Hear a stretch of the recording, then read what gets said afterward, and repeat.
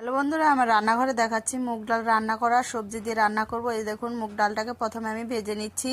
তারপরে দেখুন কিছু একটা হালকা তেল দিয়ে ভেজে নেব লাল লাল করে। তারপরে দিয়ে দিব জল। জল দিয়ে এই যে দেখুন এইখানে দিয়ে দিয়েছি লবণ স্বাদ মতো আর লঙ্কা ফাটিয়ে দিব। তারপরে এখানে নিয়ে নিয়েছি সজনা, আলু, পটল নিয়েছি, পেঁপে নিয়েছি, এই যে দেখুন গাজর দিয়েছি। সুন্দর করে কেটে ধুয়েও নিলাম। এখন আমি সবজিগুলো দিয়ে দিলাম।